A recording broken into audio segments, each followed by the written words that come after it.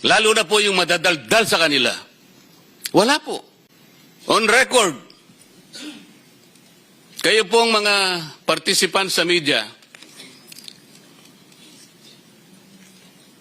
nakaramihan po sa inyo ay bayaran. Sasabihin ko na sa inyo ito. Meron po bang nagsalita sa kanila? Kayo pong members ng media, tinanong niyo po ba sila kung bakit nagpakatahimik sila? Halos 10 buwang singkad, hindi sila kumibo.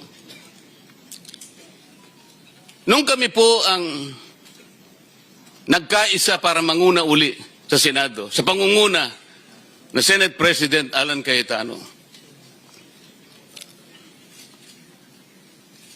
hindi pa po kami nagtatagal.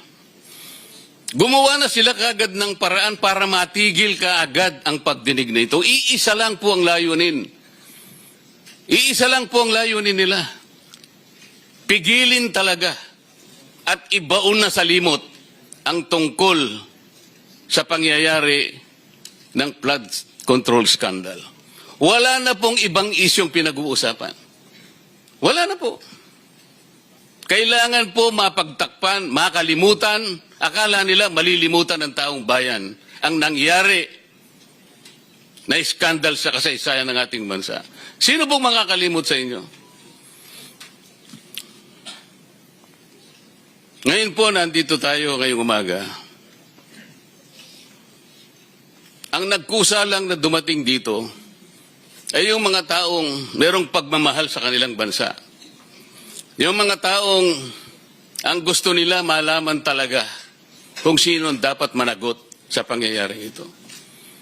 Yung pong wala ngayon, para ko nang nakita, basahin po ninyo ang isang tala sa banal na kasulatan.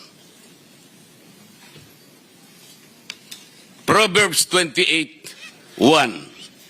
Alam niyo kung ano nakasulat doon? Ang taong makasalanan, ang taong masama,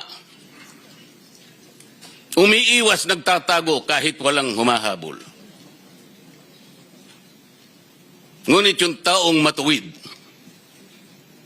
umuungal parang leon.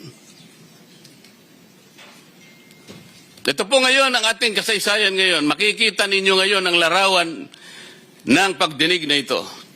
Nandito lamang yung taong gustong magmalasakit sa ating mamamayan. Nakaharap sa atin ngayon. Yung pong wala, ayaw nilang matanong dito.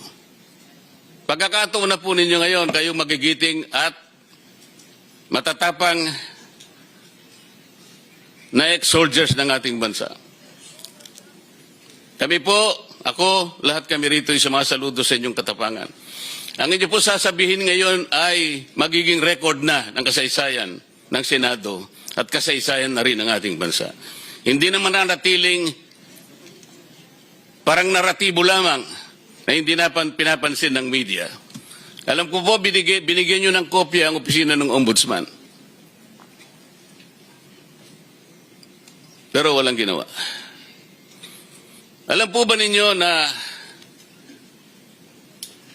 ang opisina ng Secretary ng DPWH ay nagbigay ng isang referral report sa ating Ombudsman noong Nobyembre pa, 2025. Ilang buwan nang nakararaan. Baka 1 taon na, o mag-1 taon na. 26 pages na referral report para gawan ng complaint ang former Speaker Martin Romualdez. Noong October 2026, o noong April 2026, meron na pong complaint affidavit na ginawa ang Ombudsman laban kay former Speaker Martin Romualdez. Bakit wala pa pong naisasampa sa Sandigan Bayan? Nauna pa po yung kasama namin. Bakit nila pinipilit na dakpin si Senator Bato? Para sa ganon, madiretso na sa The Hague. Para maagnas na yung bilang namin. Yan lang naman po ang punto nila.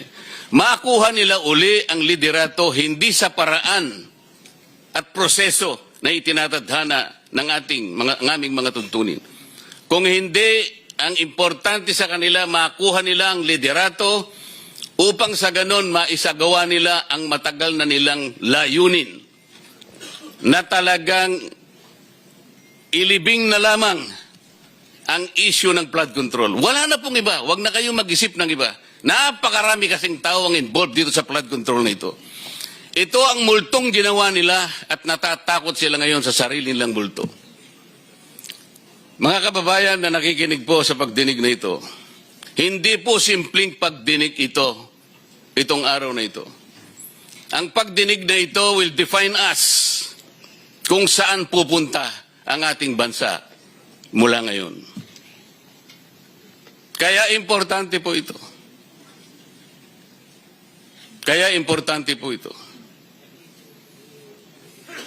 Ngayon, dahil wala po yung mga importanteng mga taong pinatawag natin na dun sana pasisimulan ng mga tanungan, kayo pong nandito ngayon ang tatanungin na lang. Pagkakataon na ninyo, marirecord na po ng formal ang sasabihin ninyo. Matatala ng formal. Mr. President, bago ako magsimula, meron ka bang gustong idagdag muna? Well, it's not too late. The Office of the Ombudsman, DPWH, DOJ, marami kaming tanong. We need a impartial report, not a partial report. So sana pumunta sila. Mr. Chairman, dahil wala po ang ibang staff at ilang beses nung chairman ako ng Blue Ribbon ay hiningi ko sa kanila na i-administer yung oath. Maybe I can have the privilege now of returning the favor. Ako na mag-administer ng oath sa ating mga bisita. Salamat po, Mr. President. Of course, you are in a better position to administer their oath. Magsitayo po kayong lahat. Taas po natin ating kanang kamay. Do you swear or affirm to tell the truth, the whole truth, and nothing but the truth in these proceedings? Thank you.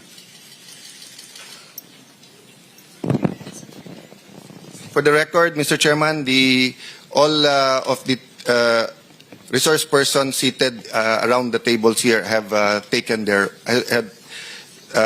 or affirmed their oath. Thank you, Mr. President.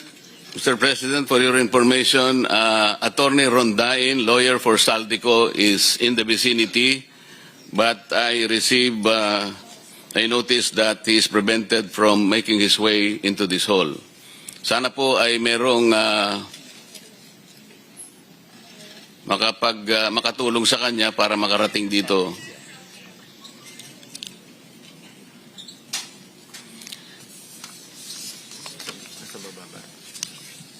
Nasa baba yata. Yes, may we ask some of our staff to see what's happening there, and then kung kailangan namin sunduin, susunduin natin.